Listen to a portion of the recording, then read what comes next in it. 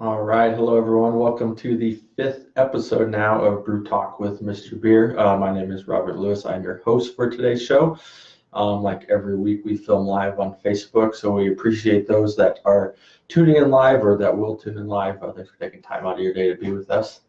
If you're not able to watch us live every week, you can catch episodes of our blog, or of our video, I should say, on our blog page, mrbeer.com/blog. They're on our YouTube page, youtube.com/mrbeer, and of course on our Facebook page, facebook.com/mrbeer. While we're on the topic of social media, if you could please follow us on Facebook, Instagram, and subscribe to our YouTube page, we would appreciate that. And it also helps you stay up to date on all things that are Mr. Beer, which is nice. Also, if you want to learn more about Mr. Beer or just brewing with Mr. Beer, we invite you to join the Mr. Beer Brewing Society, which is our new Facebook group. This can be found by going to Facebook or our Facebook page and going down to the groups tab and joining through there, or just searching in the search bar Mr. Beer's Brewing Society. We do ask you to answer 3 questions before you join. If you do not answer the questions, we will probably not accept you. Just want to make sure that you want to join and hang out with the right people is all. If you are a first-time watcher of Brew Talk with Mr. Beer, welcome. We appreciate you joining us today. Before we dive into today's topic, let's talk about what I'm drinking today. So today I have our 5400 second IPA, which is one of our new clone recipes that we talked about from our episode last week. So if you missed last week's episode, I would recommend going back and checking that out.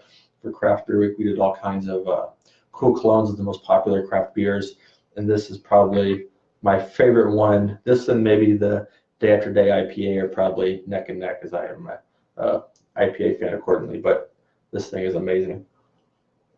It tastes just like the Dogfish Head 90-minute clone, which is what we're going for. It's unbelievable. All right, so getting off topic here. So today's topic is the right Mr. Beer instructions to use. So if you're new to Mr. Beer or a longtime brewer of Mr. Beer, I think this information will be helpful for you. There's a lot of different variations of our instructions out there. There's a lot of opinions out there, and some of it can be contradicting, and it just can be kind of confusing. So we want to just dive in and come out with the best way for you to brew. So we thought that first we'll talk about the refills, of course. So the refills are the cans that you get by themselves, or they'll come with your beer kits, whether you're brewing a standard refill, deluxe refill, craft refill, or brewing your Mr. Beer kit. This step or this process will apply for you. So the first thing we're going to talk about here is brewing temperature, which I think is one of the most crucial parts of brewing. If you brew too warm, obviously you're going to get off flavors. If you brew too cold, your beer will not ferment all the way through. Then you're going to have other issues down the road. So with all the Mr. Beer refills, you will use the yeast that is underneath the lid of the can. So this yeast comes from Cooper's Brewery. It's their proprietary yeast strand. So the proper brewing temperature for brewing Mr. Beer refill is 68 to 78 degrees. The ideal temperature in that range is 70 to 72 degrees.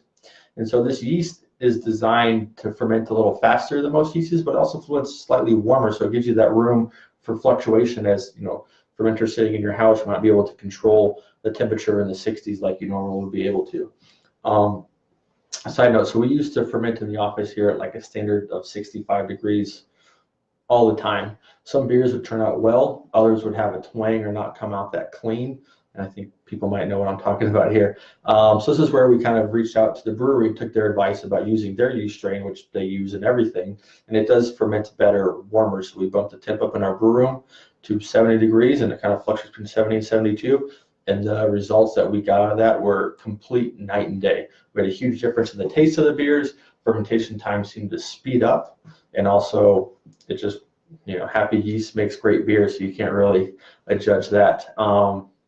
So the ideal fermentation time for brewing a Mr. Beer refill is 14 days.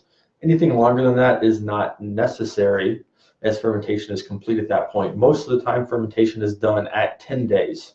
So with the new instructions for the refills, if you check out our site, go to the standard cans, look at the instructions on there. We tell you to check your beer at 10 days, give it a try, see how it tastes. If it tastes like flat beer, you're good to go. It's done fermenting, bottle it. If you get a touch of sweetness, you're going to want to let that sit for 14 days up till day 14 and then bottle it. Any time extra than that is just a lost time, because it's not really cleaning up too much off flavor. That's not going to make a huge difference in your final beer. And at day 14, that process is done. So this is how we brew in the office. in how we have brewed all of our beers for the last 4 or 5 months. Every recipe we're doing, all the clones we created last week, all the standard cans we tested, everything to make sure that this was the right instructions to make good refills. So now we will move on to recipes, and so this is where we kind of updated some of the brewing time depending on the recipe. So the brew time is obviously going to be based on the amount of fermentable sugars you're putting in your beer. So you look at some recipes like our, what am I thinking of? Like our Rusky business that we launched last week. So that's going to brew for 21 days. It has a lot of fermentables. It needs that extra 7 days to really clean it up. But if you're looking at just like our standard recipes, like the Horse's Ass Ale, it has a can, some hops, and a LME, I believe. So that's going to brew for 14 days because fermentables are last till it clean up quicker, which is really nice. So basically for these instructions, it's either 14 days, 21 days, and then with you trying either on day 14 or trying on day 21. And at that point, if it tastes like flat beer, you can bottle. If it does not, you will let it go for 3 more days and then bottle at that point. Again, here we just the temperature ranges as well. Like I said, we ferment everything in the office here at 70 to 72. So that is the proper range to kind of keep in there. Obviously, if we're making like a true lager using lager yeast, that depends. If we're making a true wheat beer, that can be a little warmer. Saison's can be a little warmer. So always when you're brewing, check out the instructions on the website. Don't check what's on the can. Don't check what comes in the kit. Just MrBeer.com has the most latest and greatest up-to-date instructions. So now we're going to move on to bottling and carbonating. So this process takes 2 weeks at the temperature of 70 to 76. After 2 weeks, your beer is done carbonating. That's a pretty straightforward process. This goes for both refills and recipes.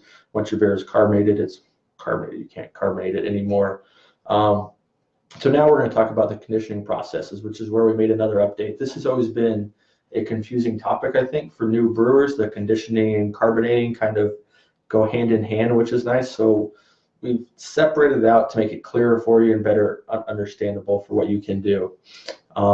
So conditioning is basically aging your beer for a longer period of time and letting, off flavors clean up, letting it mellow out a little bit. It kind of does all that stuff. So once the 2 weeks of carbonating is done, what we suggest is that you put 1 bottle in the fridge, leave it in there for 48 hours, let it chill, let all that sediment settle to the bottom, let that CO2 kind of absorb into the beer, and then try it and see how you like it.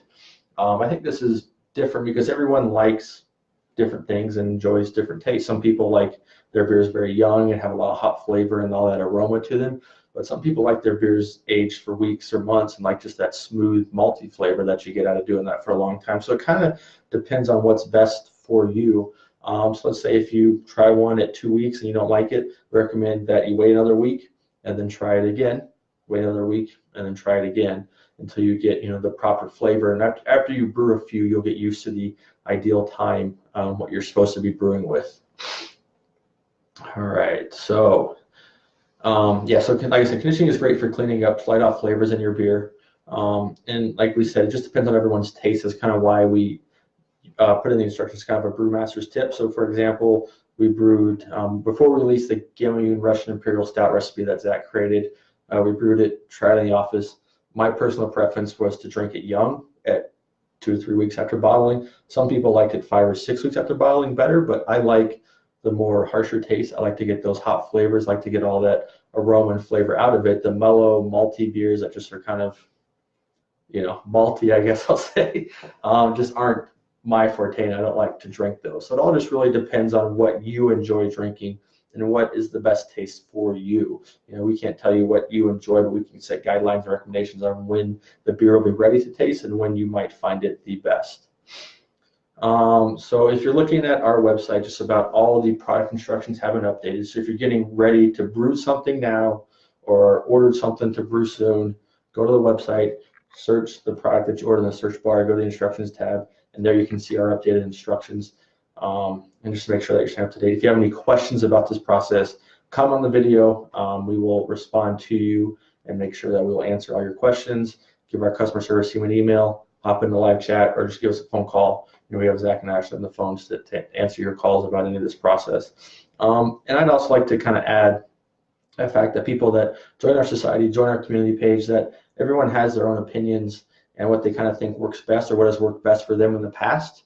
But I think what we do with our Mr. Beer instructions is that we are creating the best possible instructions for brewing with Mr. Beer to get you the best results. So we're not, trying to make things overcomplicated or too simplified. We're just trying to be straightforward and keep the stuff simple, but also something that helps you brew great beer. So if you're brewing with Mr. Beer, cans or recipes, our advice is always to follow what our instructions are. Collectively in the office between myself, Zach, Ashley, and everyone else that works there, we have about 65 years of brewing experience. If you add them all together, obviously I am not that old. So we bring all that knowledge, expertise on the table. I mean, I've been working here for 6 years. I've brewed over a couple hundred different Mr. Beer batches, so I kind of know what to do and what to do with our other stuff, but I haven't advanced beyond that. Zach and Ashley have brewed with all grain for a while, and they both know that knowledge and have great knowledge with our Mr. Beer products, so they can lean on a little more of the technical stuff, which is kind of cool. But yes, that's basically going to sum it up for our instructions today. It's kind of a brief overview of it. Like I said, if you have questions, just please comment on the video, send us an email. We'd be glad to answer them for you. Hop in the Mr. Beer Brewing Society, ask questions away. Myself, Zach, and Ashley, and they're all answering the questions that we can do. We appreciate you taking the time to watch today. I hope you enjoyed the show. We will be back again next Wednesday, and next Wednesday, we'll talk about hops, and I'll have a guest star, which will be kind of fun. So don't forget to join our Facebook group, and we'll see you next week. Cheers.